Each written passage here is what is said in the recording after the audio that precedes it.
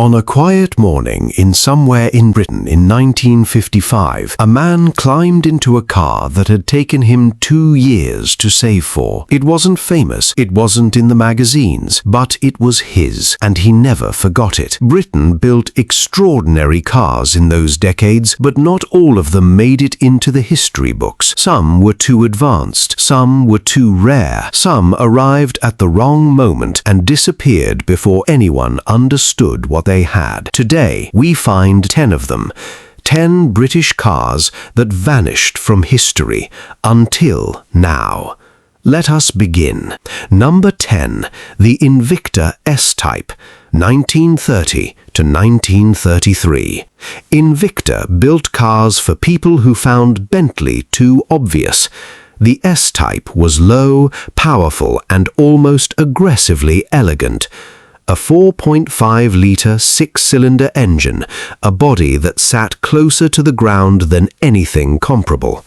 Drivers who found one described the experience as unlike anything else on British roads. Though the company would continue in various forms into the post-war years, the S-type remained its defining moment. Then Invicta quietly disappeared. The name faded, and one of Britain's most characterful cars became one of its best-kept secrets. Number 9. The Lagonda V12, 1937 to 1940. W.O. Bentley designed the engine. That alone should have guaranteed immortality. A 4.5-litre V12 of extraordinary smoothness, a body of genuine beauty, long, composed, and entirely hand-finished. The Lagonda V12 was, by any measure, one of the finest cars Britain ever produced. Then the war came. Production never resumed. Fewer than 200 were built before production ended. Today, those who find one never let it go. Number 8. The Healey Silverstone, 1949 to 1950. Donald Healey built this car before anyone knew his name, before the Austin Healey, before the famous badge. The Silverstone was a lightweight sports car built for racing and occasionally driven to the circuit under its own power. A 2.4-litre Riley engine, an aluminium body, a spare wheel mounted at the front which doubled ingeniously as a bumper. Only 105 were built, each one now considered a piece of British motorsport history that almost nobody remembers. Number 7. The Bristol 400, 1947 to 1950. Bristol came from aircraft. Their engineers understood precision the way other manufacturers understood compromise. The 400 drew heavily on pre-war BMW engineering, which Bristol further developed into something distinctly British. A 1.9-litre six-cylinder engine of exceptional smoothness. A body tested aerodynamically when that word barely existed in civilian motoring. Bristol never advertised. Their customers found them, and when they did, they never went anywhere else. Number 6. The Frazer Nash Le Mans Replica. The name says everything. Built to replicate the performance of the Le Mans racing cars. Sold to road users who wanted that experience on public roads. A Bristol 2-litre engine. A body stripped of everything unnecessary. Fewer than 100 were ever made. Exact numbers vary depending on specification. Each one a hand-built reminder that British engineering at its most focused produced something the world has never quite equaled. A body tested aerodynamically when that word barely existed in civilian motoring. Bristol never advertised. Their customers found them, and when they did, they never went anywhere else. Number 6. The Frazer Nash Le Mans Replica. The name says everything. Built to replicate the performance of the Le Mans racing cars. Sold to road users who wanted that experience on public roads. A Bristol 2-litre engine. A body stripped of everything unnecessary.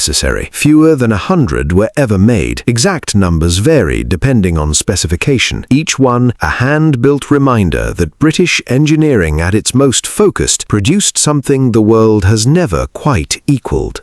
Number 5. The Armstrong Siddeley Star Sapphire, 1958 to 1960. Armstrong Siddeley was renowned for both luxury cars and advanced aircraft engines. That culture of precision produced this car, a 4.0-litre six-cylinder engine built to tolerances most manufacturers never approached, a pre-selector gearbox that made changing gear feel effortless, a cabin of extraordinary calm, wide, beautifully finished, and quieter than almost anything else on British roads. Fewer than 1,000 were built. Armstrong Siddeley closed shortly after, and one of Britain's finest cars vanished with them. Number 4. The Alvis TD21, 1958 to 1962. Alvis never chased volume, they chased quality. The TD21 was bodied by Park Ward, the same coach builder that worked with Rolls-Royce, a 3.0-litre six-cylinder engine, an interior of hand-stitched leather and individually selected wood veneers. The kind of car that rewarded its owner every single day without ever asking for attention. Alvis stopped building cars in 1967, bringing decades of quiet, uncompromising engineering to a close. Number 3. The Daimler SP250, 1959 to 1964. Daimler built state cars, formal cars, cars for kings and governors, and people whose names appeared in official documents. And then, in 1959, they built this, a fiberglass-bodied sports car. A 2.5-litre V8 engine of remarkable smoothness, performance that surprised everyone who drove it. The SP250 confused buyers who expected formality. It confused Daimler's own dealers. It confused almost everyone. But those who understood it loved it completely. Only 2,645 were built, each one now a collector's car that almost disappeared from history entirely. Number 2. The Jensen 541, 1954 to 1963. Jensen Motors. Jensen built cars that didn't fit any category. Too grand for sports cars, too sporting for grand tourers. The 541 used a fiberglass body, innovative, lightweight, and genuinely beautiful. A powerful Austin-derived six-cylinder engine, a top speed approaching 120 miles per hour in 1955. The interior was handsome and properly appointed, the driving experience urgent and refined simultaneously. Not because they were poorly made, because almost nobody kept them, because history moved on without looking back. The Crossley Regis disappeared so completely that finding one today feels less like discovering a car and more like recovering something Britain lost and never quite knew it had. 10 cars, 10 different stories of disappearance. Britain built extraordinary things in those decades. Some became famous, some became icons, and some, through accident, through timing, through the simple cruelty of history, simply vanished.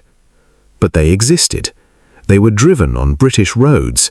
They were loved by the people who owned them, and they deserved better than to be forgotten. Now, at least, they are remembered. Did your family ever own a forgotten British classic? Tell us in the comments. We read every single one. Subscribe, because there is plenty more history worth remembering.